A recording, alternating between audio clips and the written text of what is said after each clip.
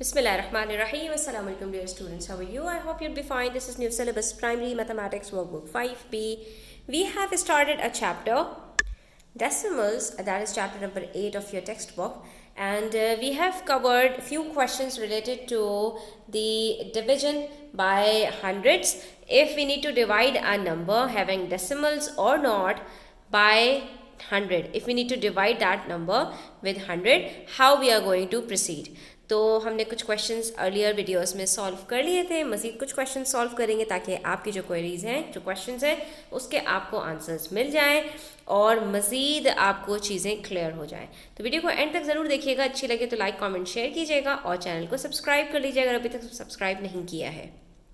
बढ़ते हैं page number 10 की तरफ। क्वेश्चन नंबर 3 है, इट सेज के हमें कुछ फिल इन द ब्लैंक्स दी गई हैं और हमें वहाँ पर उनको फिल करना है। अब आपके पास एक नंबर है जहाँ पर 0 और 5 के बीच में एक डेसिमल है और इज इक्वल्स टू के बाद किसी नंबर से इसको डिवाइड किया कि ये जो डेसिमल था ये 0 और 5 के बीच से एक डिजिट और 2 डिजिट पीछे चला गया। तो ये कौन से नंबर से डिवाइड किया होगा कि डेसिमल 2 डिजिट्स पीछे चला गया? ऑफ कोर्स इसको हमने 100 से डिवाइड किया होगा क्योंकि 100 में हमारे पास 2 zeros होते हैं। ठीक है, तो जब भी हम 100 से डिवाइड करेंगे जो हमारा आंसर है उसमें क्या होगा कि हमारा जो डेसिमल है 2 डिजिट्स पीछे चला जाएगा, राइट से लेफ्ट की तरफ चला जाएगा। अब यहाँ पर 2360 डेसिमल कहाँ है? 0 के बाद है। इसको मैं किससे डिवाइड करूँ कि जो मेरा डेसिमल है ये 2 डिजिट्स पीछे यानी 3 और 6 के बीच में आ जाए। तो जब डेसिमल नहीं होता कहाँ होता है? वो लास्ट डिजिट के बाद होता है। तो ऑफ कोर्स इसको भी हमने 100 से डिवाइड किया होगा, तभी ये 3 और 6 के बीच में डेसिमल आ गया। अब यहाँ पर कौन सा नंबर है जिसको 100 से डिवाइड किया तो जो डेसिमल है वो 0 और 1 के बीच में आ गया? तो ये किसी नंबर को डिवाइड करने के बाद डेसिमल 2 नंबर्स पीछे गया होगा तो 0 और 1 के बीच में आया है। तो आपने क्या करना है? वापस से 2 डिजिट्स आगे कर देना है। तो ये डेसिमल कहाँ आ जाएगा?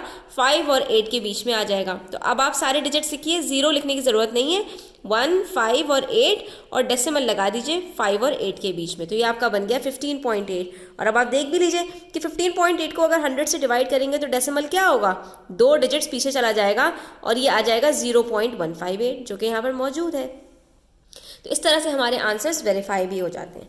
अब यहाँ पर कौन से नंबर को डिवाइड करेंगे 100 से कि डेसिमल 0 और 0 के बीच में आ जाए? तो आपने यहाँ क्या करना है, इसको आपने 2 डिजिट्स आगे लेके चले जाना है। तो इससे हमें पता चल जाएगा कि ये पहले क्या नंबर रहा होगा। ये पहले 7.1 रहा होगा कि जब 100 से डिवाइड किया तो डेसिमल 2 डिजिट्स पीछे गया और 2 डिजिट्स तो है भी नहीं तो एक 0 लगाया और यहाँ पर डेसिमल लगा दिया, तभी हमारा ये 0.071 बन गया। ठीक है, तो आई होप ये आपको क्लियर हो गया होगा। क्वेश्चन नंबर 4 देखिए, this is a word problem. It says 21 liters of water from a water dispenser is used to fill 300 cups equally. इतना लीटर पानी है और 300 कप्स इसको इक्वली भरना है इस पानी से। How much water is there in each cup? तो सिंपल है, आपने 21 लीटर्स को डिवाइड कर देना है 300 कप्स से। ठीक है, तो ऐसे नंबर्स को डिवाइड करने के लिए हम क्या करते हैं, 21 को पहले डिवाइड कर देते हैं 100 से, जो भी आंसर आएगा उसको 3 से डिवाइड कर देंगे। ठीक है, अब यहाँ पर डेसिमल कहाँ है? 1 के बाद है, 2 डिजिट्स पहले चला जाएगा तो ये क्या हो जाएगा? 0.21। अब आप इसको डिवाइड कर लें 3 से। तो हमने यहाँ पर डिवीजन सीख लिया है पहले ही कि अगर हमें इस तरह के नंबर्स को डिवाइड करना हो तो हम कैसे कर सकते हैं। 3 zeros are 0। ठीक है, उसके बाद डेसिमल है तो हमने भी डेसिमल लगा दिया।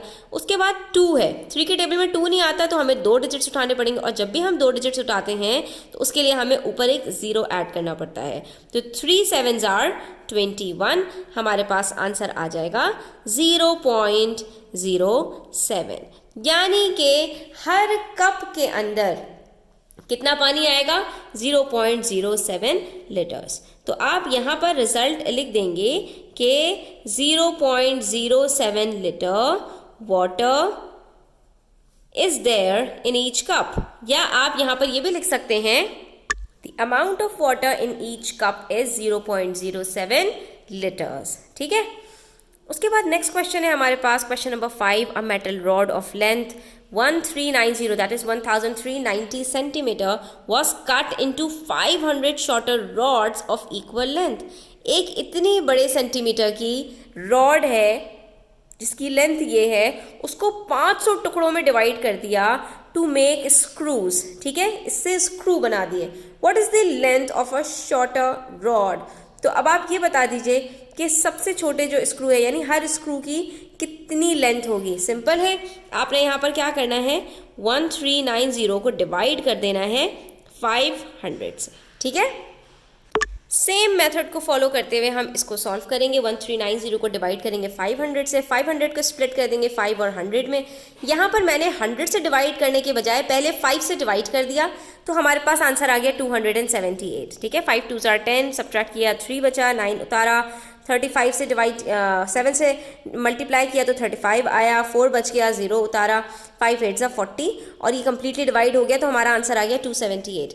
अब जो हमारे पास 278 आया है, इसको मैंने 100 से डिवाइड कर लिया। आप चाहते तो आप पहले 1390 को 100 से डिवाइड करते और फिर जो आंसर आता उसको 5 से डिवाइड कर लेते, तब भी आपके पास सेम आंसर आना था, ठीक है, इसमें कोई इशू नहीं है। अब यहाँ पर हम क्या करेंगे, 278 को जब 100 से डिवाइड करेंगे तो हमारा जो डेसिमल 8 के बाद है 2 डिजिट्स पहले चला जाएगा और कहाँ आ जाएगा, 2 और 7 के बीच में, तो आंसर हो जाएगा 2.78। तो the answer is the length of a shorter rod is 2.78 centimetres, ठीक है। तो यहाँ पर हमने 10 से डिवाइड करने के बाद 100 से डिवाइड करना भी सीख लिया है कि किसी नंबर को उसके अंदर डेसिमल हो या ना हो कैसे डिवाइड किया जाता है। नेक्स्ट वीडियो में इंशाल्लाह हम 1000 से भी डिवाइड करना सीखेंगे, तो चैनल को सब्सक्राइब करके बेल आइकन प्रेस कर लीजिए और आगे आने वाली, ताकि जो भी नोटिफिकेशन हैं आपको फ़ौरन मिल सके वीडियोज़ की। और ये वीडियो देखने का बहुत शुक्रिया, अपना ख्याल रखिएगा, अल्लाह हाफ़िज़।